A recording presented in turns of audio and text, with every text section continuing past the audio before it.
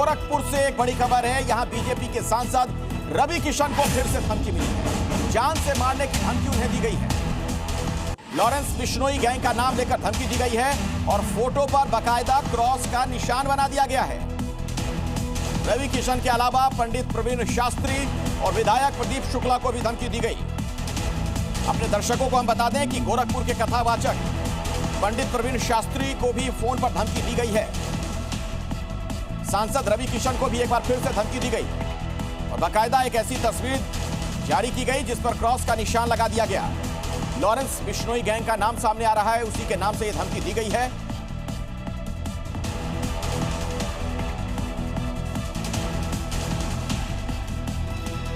और अब आपको कुछ जानकारी दे देते हैं कि कैसे धमकी बार बार रवि किशन को दी जा रही है। देखिए, 30 दिन में 3 बार धमकी दी गई।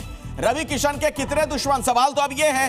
13 अक्टूबर को बिहार से अज्ञात फोन, जान से मारने की धमकी दी जाती है। 31 अक्टूबर को निजी सचिव को फोन, आरोपी अजय यादव अरेस्ट हुआ इस मामले में। 7 नवंबर को लॉरेंस गैंग से धमकी का दावा किया गया, फोटो पर लाल क्रॉस बनाकर भेजा गया। जो बड़ी खबर अभी हम दर्शकों को दिखा रहे हैं, यानी आज भी धमकी वाली खबर आई है। 30 दिनों की अगर बात की जाए, महीने भर की बात की जाए, तो 3 बार यह धमकी दी गई है। और इस वक्त पंडित प्रवीण हमारे साथ फोन लाइन पर जुड़ गए हैं। जरा उन्हीं से जान लेते हैं, क्या कुछ आप लोगों को पता चला इस बारे में, क्या कहा गया? जी नमस्कार सर, वो 4 तारीख की रात्रि को 12 बजे लगभग फोन आया 11 बजे के आसपास। मैं आ रहा था देवरिया से एक कार्यक्रम में। फोन आया तो उन्होंने बोला कि आप लोग उनके साथ रहते हैं, रवि किशन जी के साथ रहते हैं, तो आप लोग उनको समझा दीजिए कैसे बोलते हैं, कैसे क्या, ऐसे ना बोला करें, नहीं तो हम लोग जो बोलते हैं उसको करते हैं। फिर मैंने समझाया कि संसद सदस्य, उनके लिए सब मर्यादा भरे शब्दों का प्रयोग करिए। फिर उसके बाद फोन कट कर दिया। फिर अचानक फोन आया, फिर उसने बोला कि तुम लोग को कोई बचा नहीं पाएगा, हम लोग इस गैंग से हैं, हम लोग की गैंग में 1500 लोग हैं। खैर, फोटो डीपी उसने उनका फोन कटने के बाद लगाया, तो उसको अब ये जांच के बाद कहा जा सकता है कि कौन लोग थे, कैसे अराजक तत्व के लोग थे वो लोग। लेकिन अब एक धमकी भरा वो आया तो उसको बहुत हल्के में लेना भी ठीक नहीं है, और बहुत गंभीरता से अगर न ले तो कल को कोई बात भी हो सकती है। बहुत लोग कह रहे हैं कि जो बोलेगा, जिसको करना वो ऐसा नहीं बोलेगा, तो उसको इग्नोर भी नहीं किया जा सकता है। अब हम खुद उसमें अपने आप को ऐसा असहज महसूस कर रहे हैं कि करे तो क्या करे ऐसी स्थिति। अच्छा प्रवीण जी, ये बताइए, ये लॉरेंस गैंग का नाम कैसे सामने आ रहा है? उसने व्हाट्सएप पे मुझे मैसेज लिख के भेजा।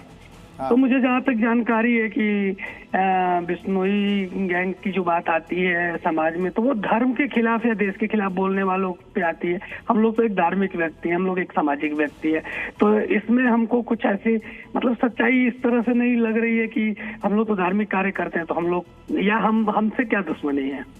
नहीं तो क्या कहा गया था, जरा अगर आप विस्तार से बताइए, क्यों कहा जा रहा था, धमकी दी क्यों गई, क्या बोला जा रहा था उसमें?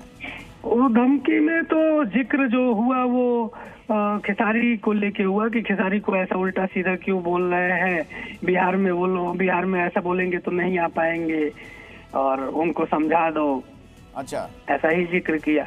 रवि किशन से क्या बात हुई इस बारे में आपकी? रवि किशन जी से बात हुई होगी?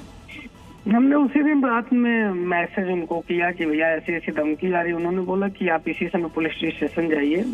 मैं गया और एक लिखित में पत्र दिया जी। पत्र दे के मैं चला आया। अगले दिन मैं मिला एसओ साहब से, एसओ साहब उसको बात करके अपना। चलिए ठीक है प्रवीण जी, शुक्रिया हमारे साथ जुड़ने के लिए, पूरी बात है दर्शकों तक पहुंचाने के लिए। किसको अच्छा कर्म माने और किसको बुरा कर्म माने, धर्म किसके लिए है, अगर ये पकड़ लिया तो धर्म क्या है ये अपने आप साफ हो जाएगा। क्या आप भी सहमत हैं कि कर्म ही धर्म है? ये परंपराएं, ये रस्मों रिवाज, इनका धर्म से दूर दूर तक कोई लेना देना नहीं है। आचार्य जी, ये इतना अंतर्द्वंद क्यों?